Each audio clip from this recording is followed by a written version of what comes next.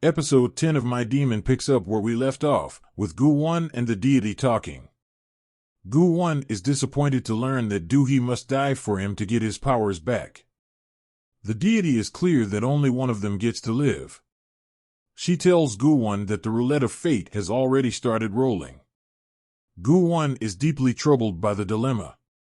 On the other hand, Jae-young meets with Suk-hoon and reveals Gu-won's identity. She lies that Gu-won has no good intentions with Do-hee and might steal her soul. He mentions the tattoo and says that it is the source of Gu-won's powers and why he needs Do-hee. Suk-hoon is troubled by this new information. He goes back to his office and starts researching demons. Suffice it to say, he gets even more concerning information. 056. Elsewhere, things at Suk-min's house remain tense even after getting his wishes. Do-hee has already given up her inheritance, and he is all set to be the new chairperson. However, he keeps going back to the day his mom brought Do-hee home.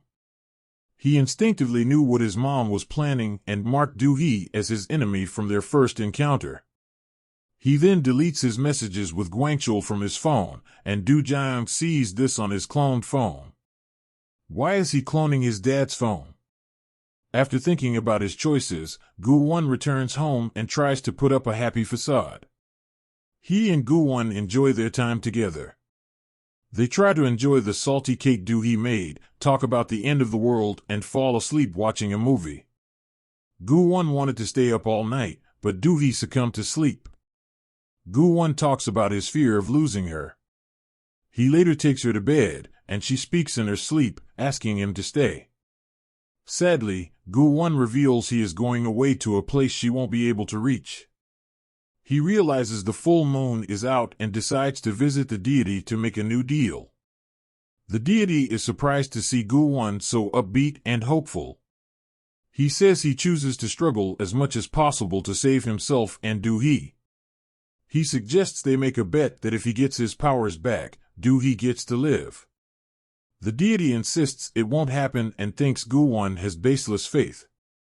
Later that night, Gu-won stops by the office and asks Bakgyu to get his things in order.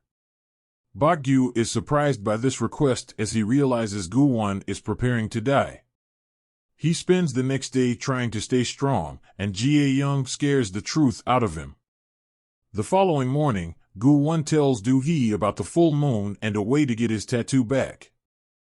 Do-hee is happy that there is a tangible solution and suggests they use this trip to Sakcho as their honeymoon. She is unaware of the stakes riding on this. She heads to the office and works half a day. Mostly, she spends her time online trying to create the perfect honeymoon. Her bliss is short-lived when Jae-young visits her. Elsewhere, Suwon continues to worry about Do-hee's retaliation.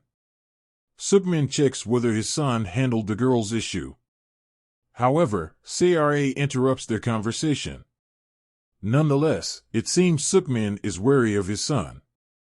Back to Gu-won, he visits the police station and talks to the detectives about Gwangchul's case. He worries they might think he is a suspect and wants to clear his name. He then admits he is scared that the knife on Gwangchul's chest was a message to either him or Do-hee. It was the same knife Gwangchul used to attack him. He is aware that he might die later that night, and as such, he asks the police to protect Do-hee. The scene cuts to Do-hee and Jae-young's conversation. Jae-young reveals the stakes at play, and Do-hee is stressed after finding out Gu-won wants to sacrifice his life for her. Jae-young gives her a poison bottle and asks her to die instead. However, Gu-won interrupts their conversation and scolds Jae-young.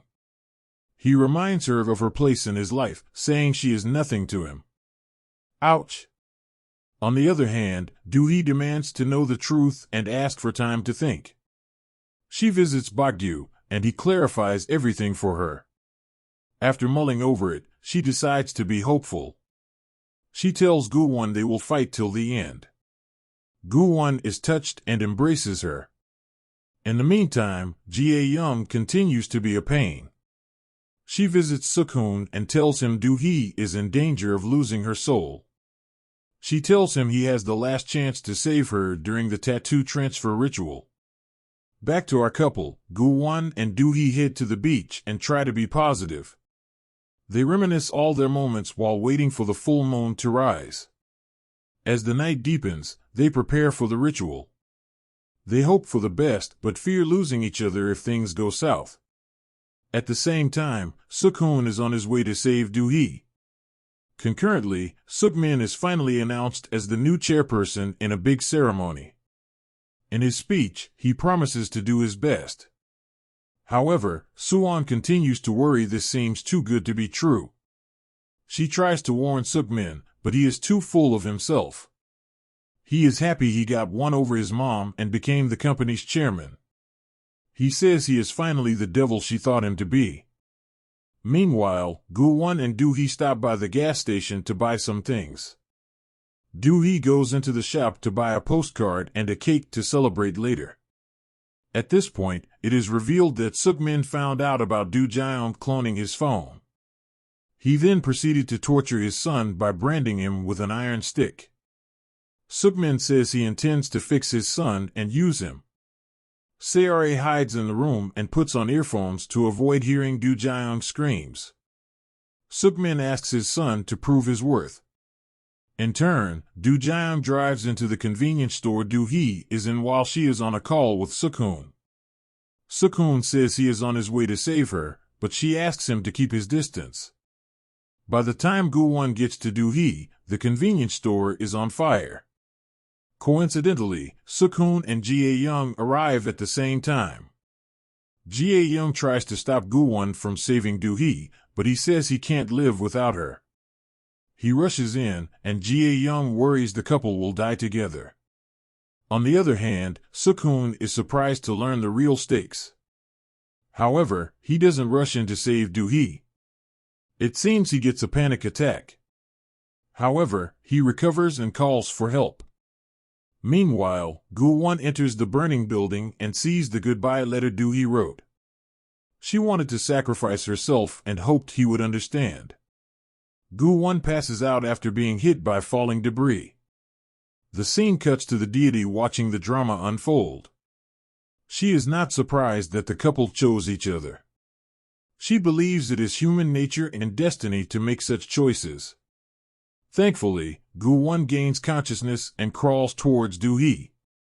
As soon as he holds her hand, the tattoo transfers to him, and he saves them both. Suk-hoon and Jae-young are relieved to see Gu-won walk out carrying Do-hee. Do-hee wakes up and asks how they are both alive. He tells her the tattoo returned to him, and they stare lovingly and in disbelief at each other. The episode review. This episode has a melancholic touch to it from the first scene. Gu-won struggled with his decision but still tried to spare Do-hee from the truth. However, the messy Jae-young intervened and ruined everything. She is starting to get on our nerves. Why is she so obsessive, and why is Gu-won showing her mercy by letting her stay? We certainly didn't see that twist coming at the end. Do-jaeon is trying too hard to get his father's approval. His fate is yet to be revealed, but we hope he died in the fire. By now, it must be evident that Suk-min is the mastermind. As the stakes pile up, it is good to see Do-hee and Gu-won choosing to love and protect each other. It was heartwarming how they looked at each other in the closing scene. However, we should brace ourselves as we still have 6 chapters left. Who knows what heartbreaking twists the writers have in store for us?